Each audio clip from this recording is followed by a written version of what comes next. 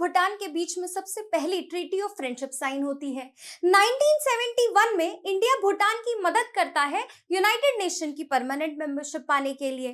2014 में जब हमारे देश में बीजेपी गवर्नमेंट अपना इलेक्शन जीतती है तो देश के प्रधानमंत्री सबसे पहली कंट्री जहां विजिट करते हैं दैट इज योर भूटान, ताकि अपने नेबरहुड की प्रायोरिटी में बता सके कि yes Bhutan that you are very important for मी।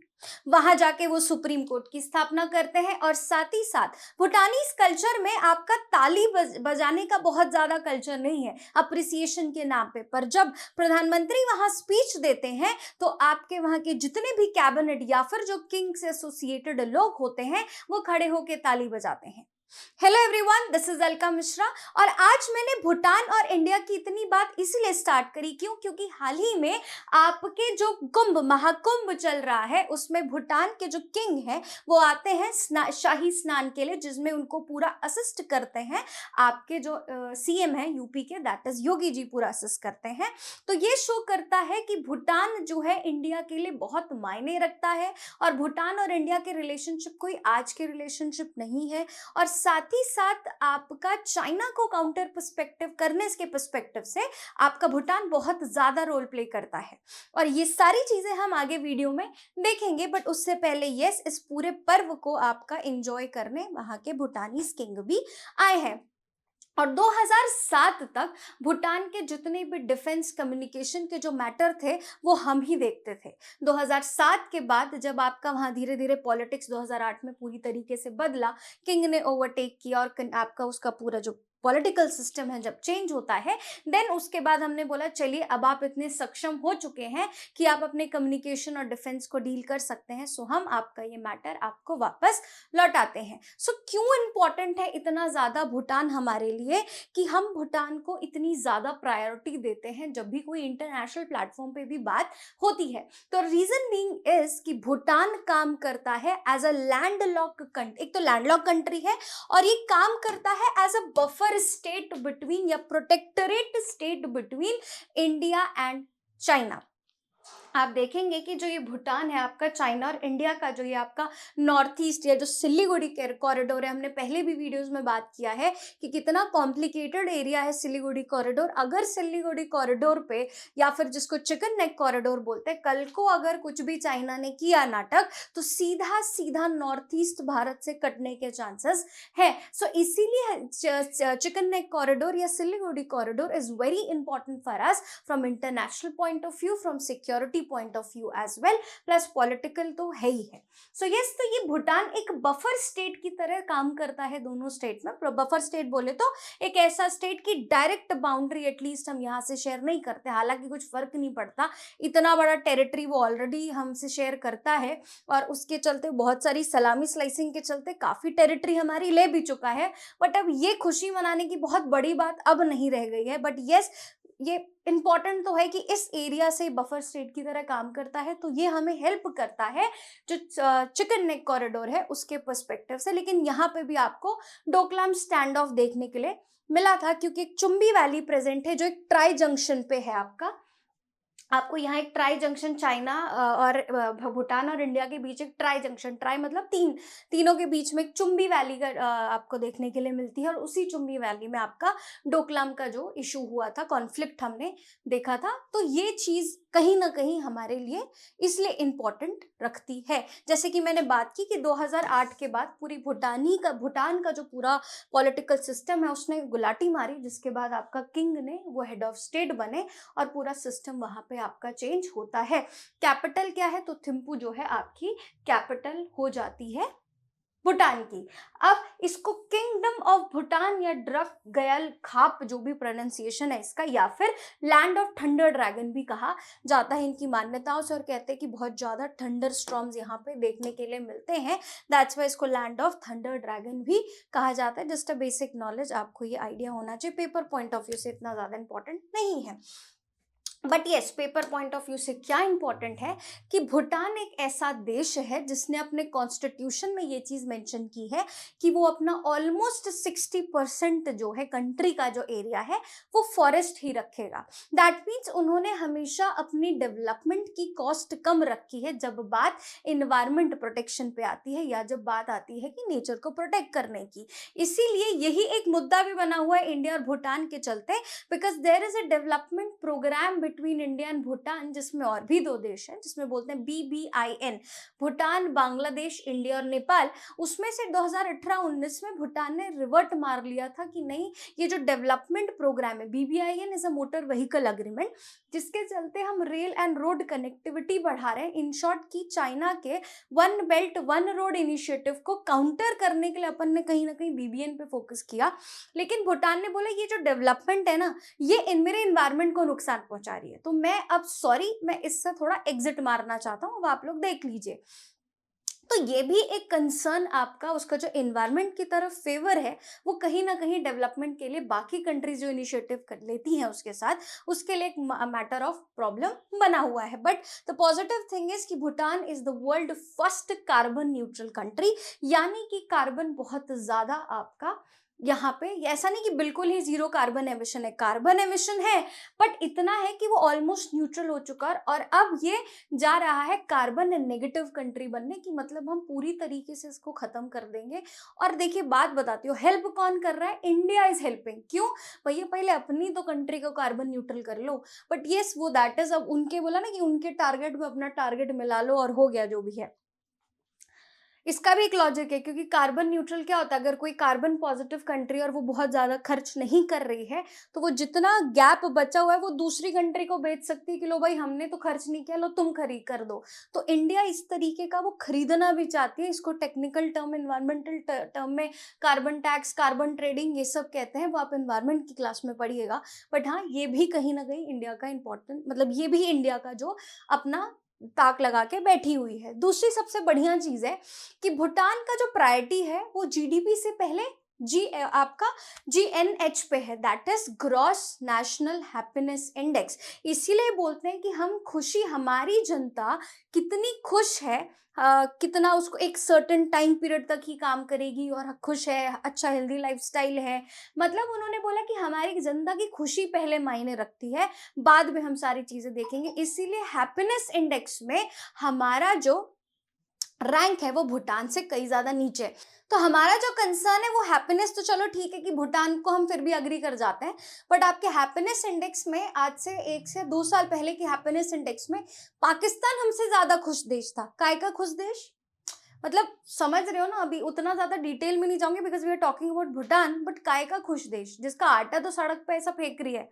लेकिन that is different thing. But yes, ये बहुत पॉजिटिव न्यूज है और ये बहुत पॉजिटिव चीज है, कुछ कंट्रीज को सीखना भी चाहिए, कंट्री लाइक अस, कि वहां पे हैप्पीनेस को इतनी प्रायोरिटी दी जा रही है, वहां पे वो अपनी जनता को, अपनी इन्वायरमेंट को इतना दे रहे हैं प्रायोरिटी। क्यों? क्योंकि फ्यूचर हमें भी पता है कि कहीं ना कहीं किस तरीके की तरफ बढ़ रहा है।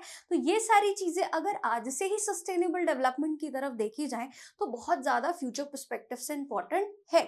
But yes, this is very important कि ये आपका कार्बन न्यूट्रल कंट्री हो चुकी है, वर्ल्ड की पहली, और अब ये कार्बन नेगेटिव की तरह अपना बढ़ रही है। Now let us talk about India and Bhutan relationship. जैसे कि हमने बात की, whenever we are talking about India and Bhutan relationship, obviously एक बफर स्टेट की तरह यहाँ पे काम करता है, या एक प्रोटेक्टरेट, मतलब एक बफर स्टेट की तरह आपका यहाँ पे काम कर रहा है। दैट मीन्स कि वो डायरेक्ट इन दोनों बॉर्डर्स को लिंक करने से प्रोटेक्ट करता है। और ये Siliguri corridor, as I told you, उसके पर्सपेक्टिव से बहुत इंपॉर्टेंट है। और ये वाला जो है that is Chumbi valley region, जो एक ट्राई जंक्शन जो मैंने बताया उन तीनों के बीच में काम करता है। So yes, it is protecting Siliguri corridor, that is also known as China वो चिकन नेक कॉरिडोर। और यहीं पे 2017 में जो डोकलाम स्टैंड ऑफ हुआ था तो उस टाइम भूटान ने हमारी बहुत ज्यादा हेल्प की थी। अब एक और बात बता दूं, चाइना केवल इंडिया के साथ, ताइवान के साथ, या फिर आपका साउथ चाइना सी, फिलीपींस के साथ ही अपनी सलामी स्लाइसिंग नहीं कर रहा। भूटान की भी ऑलरेडी वो बहुत सारी टेरिटरी अपने अंडर क्लेम कर चुका है। भूटान के ऐसे बहुत से विलेजेस वो ऑलरेडी 1950 से लेना शुरू कर चुका है, ये कह के कि भूटान इज पार्ट ऑफ, या villages of Bhutan, that particular area of Bhutan is not part of Bhutan but कि originally it is part of Tibet और Tibet is now part of China। तो उसने भूटान के भी सलामी स्लाइसिंग के चलते बहुत से जो इश्यूज हैं, लैंड जो है वो कैप्चर कर ली है। तो यहाँ से भूटान के और चाइना के बीच का भी जो डिस्प्यूट है वो भी हमारे लिए एक पॉजिटिव पॉइंट रहता है कि भूटान के साथ हम अच्छे रिलेशनशिप रखते हैं और भूटान हमारे साथ अच्छे रिलेशनशिप रखता है। क्यों? क्योंकि वो काउंटर करने में बहुत ज्यादा हेल्प करते हैं। अब इंडिया और जो भूटान का जो as I told you the peace treaty was sign in 1949। शुरू में ही हमने बात की थी कि हमने बहुत शुरुआत से ही इंडिपेंडेंस के बहुत जल्दी से ही हमने इनसे रिलेशनशिप बनाना अपना स्टार्ट कर दिया था। अगर हम इकोनॉमी पॉइंट ऑफ व्यू से बात करें तो सबसे मेजर जो इकोनॉमी पॉइंट है जिसपे हम ट्रेड या डील करते हैं दैट इज हाइड्रोपावर इकोनॉमी या फिर हाइड्रोपावर या इलेक्ट्रिसिटी में बहुत ज्यादा आपको ट्रेड देखने के लिए मिलेगा। So India and Bhutan is the largest trading partner mostly in electricity. In fact 1970s के आसपास हमने भूटान को डीजल सप्लाई किया कि भैया हम आपको डीजल दे रहे हैं, आप हाइड्रो इलेक्ट्रिसिटी प्रोड्यूस करिए, आप डैम्स बनाइए, ताकि हमने उनको डैम बनाने में भी मदद किया to fulfil our electricity need. Same we are doing with Nepal also because Nepal and Bhutan are highly they have a great number, a huge amount of rivers are present in these country that is important for the development of electricity। Plus वो इस तरीके के slopes पे आते हैं तो वहां से वाटर का फ्लो इस तरीके से होता है जो कि सोने पे सुहागा हो जाता है इलेक्ट्रिसिटी जनरेट करने के लिए। जैसे मागढेचू आपका क्या बोलते हैं, मागढेचू हाइड्रो पावर प्लांट है, चेंगचू हाइड्रो पावर प्लांट है, ऐसे बहुत सारे हाइड्रो पावर प्लांट्स है जो मागढेचू रिवर जो है, मागढेचू रिवर पे ही आपका hydro power plant Mangdechhu hydro electric power plant बना है। तो इस पर्सपेक्टिव से it is very important for us और specifically it is providing benefit to the direct border touching states like your Assam and Arunachal Pradesh। That's why India has decided to support Bhutan's upcoming या अब तो आगे 13th 5-year plan, upcoming 13-year 5 plan for 12 financial year। India had provided 4500 crore, मतलब 4500 crore have been provided by India in their 5-year plan. Including हम ये चीज केवल भूटान के साथ नहीं करते, we are also helping, we are हमारा जब भी बजट, अभी भी बजट पास हुआ है, पास नहीं है, बजट प्रेजेंट हुआ है, हम उस बजट में हमेशा अफगानिस्तान, भूटान, इन सारी कंट्रीज के लिए एक सर्टेन अमाउंट हमेशा बजट में ही बताते हैं। So yes we have decided to provide लगभग 4500 crore to Bhutan for their development plan. इसीलिए भी बजट के बाद आपके ये महाकुंभ नहाने आए हैं। नाउ इंडिया इन्वेस्टमेंट कंस्टिट्यूट लगभग 50% ऑफ द एफडीआई जो है इंडिया कंस्टिट्यूट करता है। भूटान का वो मैन्युफैक्चरिंग सेक्टर में है, बैंकिंग सेक्टर में, हॉस्पिटैलिटी में है। In fact banking sector point of view से आपको बैंक ऑफ बड़ौदा और ये जो बैंक्स है, स्टेट बैंक है, ये इनका ब्रांचेस आपको भूटान में दिख जाएंगे। So the national banks are part of the Bhutan. अब बात करेंगे हमारा जो नेबरहुड फर्स्ट जो हमारा एस्पिरेशन है या लोग एक्ट ईस्ट पॉलिसी में आ गया, सॉरी वो तो आएगा नहीं, साउथ ईस्ट एशिया आ जाएगा, बट जो नेबरहुड फर्स्ट पॉलिसी कि हमने from the very movement 2014 when we came into existence, हमने बोला कि हम पहले नेबरहुड पे फोकस करेंगे। हमारे नेबरहुड के आसपास बहुत ज़्यादा हमारे रिलेशनशिप खराब हो चुके हैं बट कोई फ़ायदा हुआ नहीं। क्यों? क्योंकि अभी हम देखें तो ऑलमोस्ट हर एक हमारी कंट्री जो है नेबरहुड वो है पॉलिटिकली अनस्टेबल और उसकी अनस्टेबिलिटी या स्टेबिलिटी का जो पूरा इफेक्ट पड़ रहा है वो इंडियन पॉलिटिक्स पे या इंडिया पे पड़ रहा है। नेपाल भी बहुत ज्यादा खुश नहीं है इंडिया से, भूटान चलो ठीक है we are on the safe side, Myanmar पिछले 4 साल से मिलिट्री कूप से ही परेशान है, वो अपने सिविल वॉर से बहुत ज्यादा परेशान है, बांग्लादेश का हाल हमने हाल ही में देखा, श्रीलंका का हाल हम ऑलरेडी देख रहे हैं, पाकिस्तान की देखने की जरूरत नहीं है, वो हमेशा से सेम है। अफगानिस्तान हम कंसिडर करते हैं कि they are are direct neighbours but world consider नहीं करता है because of POK, but yes Taliban की वजह से वो भी कोई बहुत ज्यादा पॉलिटिकली रिच नहीं है आपका, और चाइना तो अलग ही जोन में है तो हम उसकी बात में बहुत बड़ा टॉपिक है। बट यस हमने नेबरहुड फर्स्ट पॉलिसी हमने बोला कि भाई हमें भूटान को बहुत ज़्यादा हेल्प करनी है। दैट्स वाई मैंने बोला ना, हमने इंटरिम बजट 24-25 में भी हमने इनको ग्रांट किया था एक सर्टेन अमाउंट। हम हमेशा बजट में अक्सर ये बातें करते हैं, हम इन्हें असिस्टेंस, फाइनेंशियल असिस्टेंस देते ही देते हैं रादर देन अलग जो अलग जो डेवलपमेंट के दे रहे हो that is different, but budget में भी प्रॉपर एलोकेशन किया जाता है। इनफैक्ट इनिशियल डेज में when Bhutan was developing these kind of dams, तो हमने इनको 60-40 में भी दिया कि भाई 60% हम आपको ग्रांट दे रहे हैं, 40% कंसिडर एज अ लोन, कि मतलब 60% रख लो बट हमें इलेक्ट्रिसिटी वगैरह देते रहना, बट 40% जो है वो लोन रहेगा, उसका तो आपको चुकाना पड़ेगा। तो इस तरीके से हमने भूटान को अपना ही एक स्टेट समझ के एक बार डेवलपमेंट की। हालांकि वो हमेशा से एक इंडिविजुअल कंट्री थी, बट हमने भूटान को हमेशा से ही एक सपोर्ट जो दिया है, जो कि हमने बात की कि एक अच्छा खासा amount we have given to them. ये सारी बातें मैं कर चुकी हूँ, आप चाहे तो वीडियो रोक के कर सकते हैं, but yes this is important. जैसे कि मैंने बात की, जब हमने नेबरहुड फर्स्ट की बात की, तो हमने ये भी बात की कि हम सार्क और बिम्स्टेक जैसी ऑर्गेनाइजेशन जो हमारे आसपास के रीजनल, जो हमारे रीजन की कंट्रीज है, जो हमारी नेबर्स है, वो उनका पार्ट है।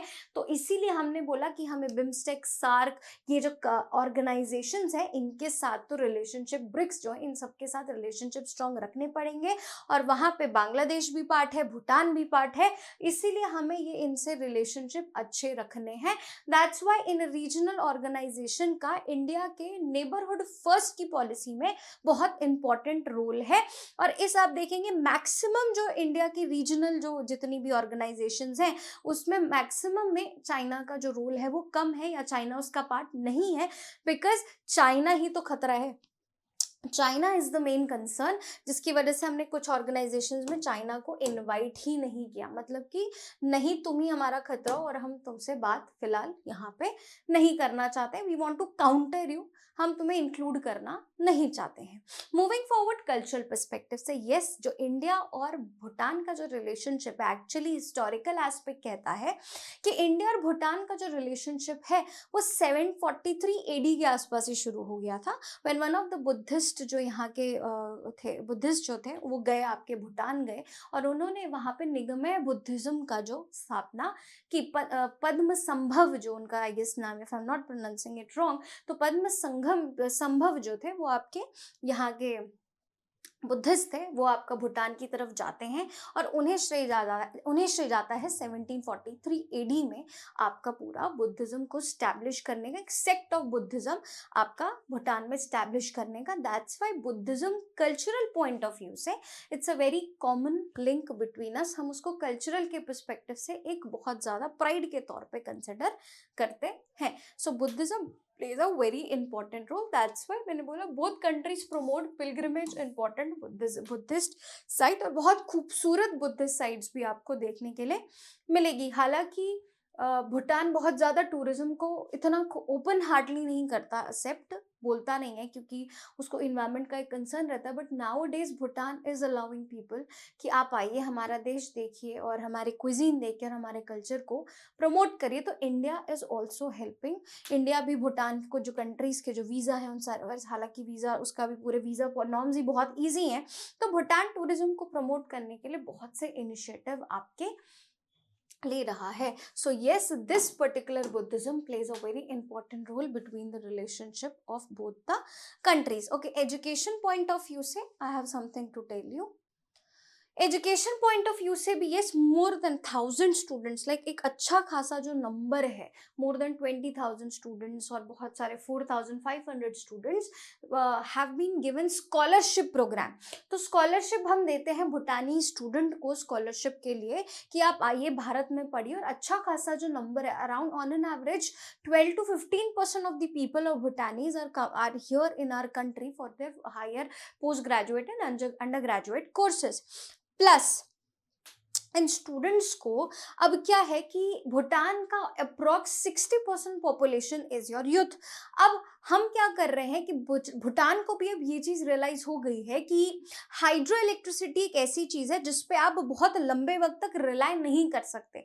जिस तरीके से मिडल ईस्ट को रियलाइज हो गया कि हम ऑयल पे लंबे वक्त तक सस्टेन नहीं कर सकते, उसी तरीके से आपका भूटान को भी रियलाइज हो चुका है कि ये हाइड्रो इलेक्ट्रिसिटी या जो रिसोर्सेज हैं ये एक लंबे वक्त के बाद खत्म होने ही होने हैं, या कुछ उस पर इफेक्ट पड़ेगा ही पड़ेगा, क्योंकि it's something related to climate environment, तो हम उसका कुछ नहीं कर सकते। अब जो करंट जनरेशन है उसको चाहिए एम्प्लॉयमेंट, और आप हाइड्रो इलेक्ट्रिसिटी से एम्प्लॉयमेंट तो जनरेट नहीं कर सकते बड़े स्केल पे।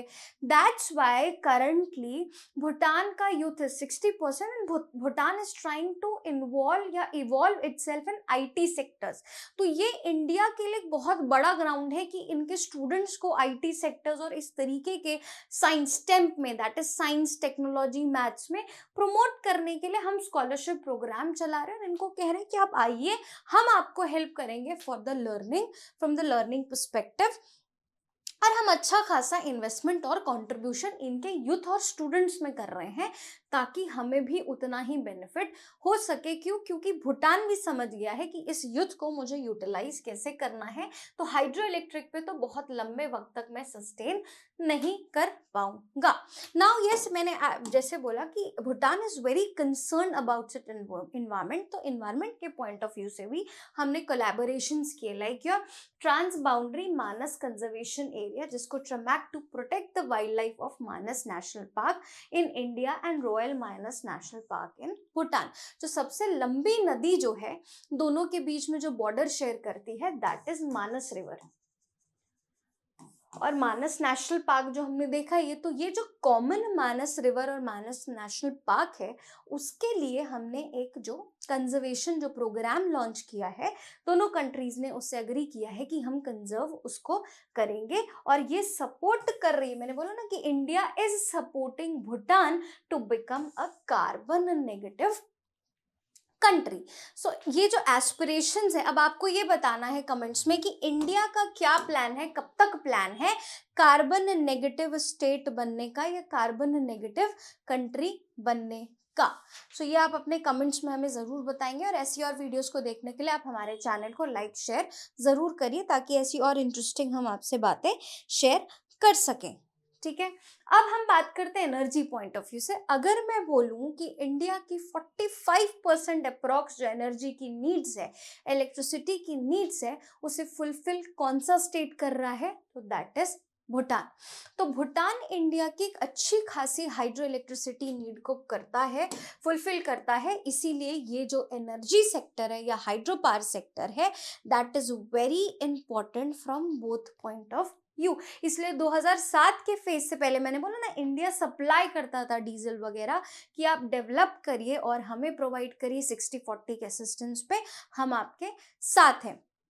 और अब ये इतना सक्षम हो गया कि इंडिया जो है काफी ज्यादा अपनी इलेक्ट्रिसिटी नीड्स को पूरी करने के लिए it's dependent on your Bhutan. Now energy point of view से इंडिया इसलिए टाइम टू टाइम, देखिए मैंने बोला असिस्टेंस देता है, that's why India has constructed 3 major hydroelectric projects in Bhutan and exporting surplus power to जो इंडिया को सप्लाई कर रही है, that is Chukha hydro electric power plant, Kurichhu and Tala hydroelectric plant. इसके अलावा मागढेचू वगैरह है ही, जैसे बोला India is also building Mangdechhu, Punatsangchhu and 2 hydro electric power projects in Bhutan. तो ऑलरेडी ये मेजर पहले 3 कर चुकी थी, चूखा, कुरीचू, ताला, एंड नाउ मागढेचू एंड आपका पुनातसांगचू, जो आपका 1 and 2 ये हाइड्रो इलेक्ट्रिक पावर जो प्लांट्स है वो हम यहाँ पे लॉन्च कर रहे हैं। और साथ ही साथ एक rail link project, that is very important energy supply करने के लिए। क्यों? क्योंकि Bhutan is a landlocked country और भूटान इंडिया का ही जो रिवर सिस्टम है उसका इस्तेमाल भी करती है और रोड सिस्टम का इस्तेमाल करती है अपने जो ट्रेड करने के लिए बाकी कंट्री से। क्यों? क्योंकि इंडिया के रूट के थ्रू ही वो कोलकाता पोर्ट से या फिर बांग्लादेश के साथ भी अब दे आर ग्रोइंग। एक और ये इंडिया का कंसर्न बना हुआ है, बिकॉज आप देखेंगे कि ये जो कंस्ट्रक्शन हो रही है डैम्स की, तो Bhutan need a cheap labour. तो यूजुअली चीप लेबर्स हम उसे बिहार या फिर इस जो रीजन असम वगैरह वाले स्टेट से वहां से मिल जाता था, लेकिन अब इनकी भी कहीं ना कहीं प्रायोरिटीज और सारी सीन बदल चुका है। तो अब उससे भी चीप लेबर इन कंस्ट्रक्शंस के लिए भूटान को मिल रहा है बांग्लादेश से। तो बांग्लादेश से डायरेक्टली लेबर्स आपके फ्लाई कर रहे हैं भूटान में, और उसके बाद इन कंस्ट्रक्शन साइट्स पे अब जो लेबर जो पहले इंडियंस और भूटानीज लेबर थे, अब उनको यहाँ पे बांग्लादेशी लेबर्स भी देखने के लिए मिलते हैं, जो कहीं ना कहीं इंडिया के लिए कंसर्न है। क्यों? क्योंकि इंडिया के लेबर्स को जो एक एम्प्लॉयमेंट मिल रही थी, क्यों जिस तरीके से नेपाल बॉर्डर्स है उसी तरीके से कुछ हद तक भूटान के बॉर्डर्स भी हैं कि लोग इस तरफ डेली वर्क शेयर करने या फिर अपने वर्क प्रोफाइल की वजह से बॉर्डर को इधर क्रॉस करते हैं। इंडियन उधर जाते हैं भूटान, भूटान के लोग इधर आते हैं। बट यस, लेकिन ये जो कंसर्न है लेबर का, ये भी इंडिया के लिए बीच में बहुत बड़ी प्रॉब्लम कह सकते हैं कि बन रहा है या बन रहा था, लेकिन अभी भी वो चीज़ है। अब तो बांग्लादेश में इतनी इंस्टेबिलिटी है, वी नेवर नो कि क्या आगे सिनेरियो होने वाला है। लेकिन हाँ, जैसे ही ट्रम्प गवर्नमेंट आई, बांग्लादेश की गवर्नमेंट प्रो हसीना हो गई, वहां पे प्रो हसीना मूवमेंट स्टार्ट हो गया। तो it's a game of USA. Biden के एस्पिरेशन की वजह से इंस्टेबिलिटी आई, ट्रम्प के एस्पिरेशन की वजह से बांग्लादेश में स्टेबिलिटी आ रही है, ऐसा कहा जा रहा है। We can't say directly, but जो सिनारियो बदलता है तो समझ आता है कि किसी भी छोटी कंट्री, किसी भी कंट्री में अगर किसी भी तरीके का ऐसे एक्शंस होते हैं तो उसके पीछे बड़े देश शामिल होते हैं। But yes, this is important from energy sector point of view. Other आप देखेंगे अदर एरियाज ऑफ सपोर्ट, जिसमें आप देखेंगे डिजिटल रुक्यूल। हमने बोला कि वो डिजिटलाइजेशन की तरफ बढ़ रहा है, दैट्स वाई डिजिटल रुक्यूल जो करके, रुक्यूल क्यों, क्योंकि इसको लैंड ऑफ थंडर्स कहा जाता है। भूटान का ट्रेडिशनल नेम है रुक्यूल, ठीक है। तो इसीलिए डिजिटल रुक्यूल करके इनिशिएटिव किया। इंडिया ऑप्टिक फाइबर्स की लाइन पहुंचा रहा है ताकि ज़्यादा से ज़्यादा उनको कनेक्टिविटी मिल सके। साथ में जो हमारी बॉर्डर रोड है, जो आपके भूटान बॉर्डर्स पे काम करती है, that is border road organisation BRO, उसने मेजॉरिटी ऑफ रोड्स का कंस्ट्रक्शन किया ताकि इंफ्रास्ट्रक्चर और डेवलपमेंट के पॉइंट ऑफ व्यू से मूवमेंट हो सके अंडर प्रोजेक्ट धनतक। ये भी आपको याद होना चाहिए, और ये आप पेपर पॉइंट ऑफ व्यू से भी लिख सकते हैं। It is very important. Military point of view से भी बहुत इंपॉर्टेंट रोल प्ले करती है, क्योंकि इनके हमारे बीच में एक IMT RAT करके बोलते हैं, इम्तरैत बोलते हैं, it's Indian military training team, जो कि 1961 और 62 में स्टैब्लिश हुई थी, और ये ट्रेनिंग प्रोवाइड करती है टू दी भूटानीज फोर्सेस। तो बहुत सारे इस तरीके के मिलिट्री पॉइंट ऑफ व्यू से भी हमको इनिशिएटिव्स देखने के लिए मिलते हैं। चलिए आगे बढ़ते हैं। तो yes, these things are very important. अब लास्ट में हम यही बात करेंगे कि बहुत से ऐसे अदर इनिशिएटिव्स भी हमने इनके साथ लिए हैं, चाहे वो हाइड्रो इलेक्ट्रिक पावर प्लांट्स हो। इनफैक्ट एक बहुत पॉजिटिव न्यूज़ भी ये आई थी कि हमने इनके मोदी जी ने लॉन्च किया था रुपे कार्ड। तो इन शॉर्ट, इंडियन करेंसी भी अगर आप जाते हैं डिजिटल पेमेंट वहाँ जाके करते हैं तो आपको ज़्यादा दिक्कत वाली बात होने वाली नहीं है। इंडियन करेंसी में भी आप वहाँ रुपे और का इस्तेमाल करके मतलब, और डिजिटल करेंसी भी आप वहाँ पे इस्तेमाल करें, इंडियन करेंसी अगर आपके पास अवेलेबल है तो वो भी कोई बहुत बड़ा कंसर्न नहीं है। बाकी मार्गढेचू के बारे में हमने पढ़ा। इसरो, अब ये केवल हाइड्रो इलेक्ट्रिक में नहीं, अब they are now also working on space. तो इनके साथ मिलके हमने ISRO built a ground station and satcom network in South Asian satellite, that is known as sat. तो ये वाला सिचुएशन स्पेस में भी ये लोग कर रहे हैं। 10 MOUs हमने साइन किया IT सेक्टर्स में, एविएशन सेक्टर में, पावर और एजुकेशन सेक्टर में। बाकी आप ये देख सकते हैं और भी जो आपका हाइड्रो इलेक्ट्रिक पावर प्लांट्स के बारे में है, जो चीज़ मैं बता चुकी हूँ, उसी का थोड़ा सा और फॉर्मल वर्जन में आप देखते हैं तो आप वीडियो को पॉज करके यहाँ पे आप अपना देख सकते हैं। लेकिन yes, Bhutan has always plays a very important role in Indian perspective. या रिलेशनशिप जब बात करते हैं हम रिलेशनशिप की, तो यस, हम बहुत इंपॉर्टेंट रोल प्ले किया है। अब इश्यूज भी हमारे साथ थोड़े बहुत है, बहुत ज़्यादा आई विल नॉट से कि इश्यूज हैं, बट इश्यूज क्या हैं? सबसे पहला तो बॉर्डर डिस्प्यूट्स है। कुछ बॉर्डर्स हमारे प्रॉपरली डिमार्केटेड नहीं है, जिसकी वजह से ये कहीं कभी कभी एक कंसर्न होता है। बट ज़्यादा कंसर्न भूटान को चाइना से लेके है कि चाइना एक बहुत बड़ी टेरिटरी इनकी ऑलरेडी क्लेम करता है। बट इंडिया के साथ यही प्रॉब्लम है कि कुछ एरिया डिमार्केटेड नहीं है, क्लियर नहीं है बिकॉज ऑफ द ज्योग्राफी, जिसकी वजह से ये प्रॉब्लम क्रिएट करता है। Now the second major reason is your hydro project. क्यों? क्योंकि भूटान का कंसर्न ये है कि they are basically environment friendly country है, और ये जो प्रोजेक्ट्स हैं, ये जो डैम्स कंस्ट्रक्शन होती है, जो डेवलपमेंट का कॉस्ट होता है, वो इन्वायरमेंट से नहीं चुकाना चाहते हैं। तो इसीलिए भूटान ने जैसे BBIN जैसे प्रोजेक्ट्स में से खुद को कुछ टाइम के लिए बाहर कर लिया कि भाई we are not happy because जो डेवलपमेंट की वजह से हमारा नुकसान हो रहा है, हमारा जो कॉन्स्टिट्यूशन का वायलेशन हो रहा है, हम उसको फुलफिल नहीं कर सकते। तो कहीं ना कहीं एक ग्लिच की तरह ये हमारे रिलेशनशिप में काम करता है। देन ट्रेड इम्बैलेंसेस, भूटान बहुत ज़्यादा डिपेंडेंट है इंडिया पे अपने इंपोर्ट्स के लिए, तो ये उनका एक कंसर्न है कि किसी एक कंट्री पे इतनी ज़्यादा dependency future point of view से अच्छी नहीं होती, मोनोपोली क्रिएट की जा सकते हैं।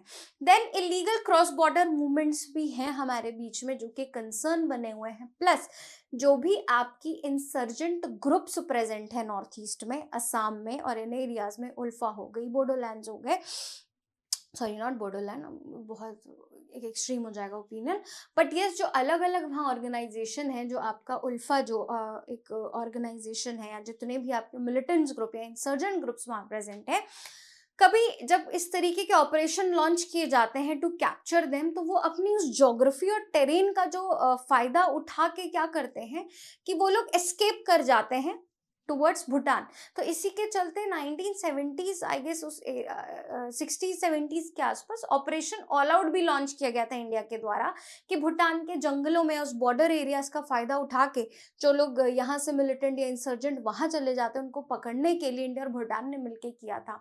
तो टाइम टू टाइम ये जो हमारे लिए एक नेगेटिव एस्पेक्ट्स है वो भी है, क्रॉस बॉर्डर मूवमेंट भी इम्पैक्ट करती है वर्कर्स को, सोसाइटीज को और कल्चर को। प्लस पॉलिटिकल इंटरफेरेंस की अगर मैं बात करूं, जो हमने बोला नेपाल को लगता है कि इंडिया का एक बिग ब्रदर सिंड्रोम है, वो बहुत ज़्यादा बड़े भाई टाइप एटीट्यूड दिखाने लगता है, वैसा ही 2013 के इलेक्शन में टाइम टू टाइम भूटान को भी लगने लगा था कि इंडिया हमारे पॉलिटिकल मैटर्स में बहुत ज़्यादा इंटरफेयर करने लगी है और वो चीज़ अब हमें पसंद नहीं आ रही। तो ये भी एक कंसर्न था भूटान के साथ हमारा, बट ये इन इश्यूज को बहुत बड़े और मेजर इश्यूज आप नहीं देखेंगे, बट ये कि चाइना के साथ जो है, चाइना अब मेक श्योर कर रहा है अपने जो फ्यूचर एस्पिरेशंस हैं उनको फुलफिल करने के, वो हर एक उन कंट्री के साथ रिलेशनशिप मेंटेन कर रहा है क्योंकि उसको यूएसए को काउंटर करना है। इसलिए आप देखेंगे कि पिछले कुछ वक्त से चाइना थोड़ा फ्रेंडली बिहेव कर रहा है इंडिया के साथ।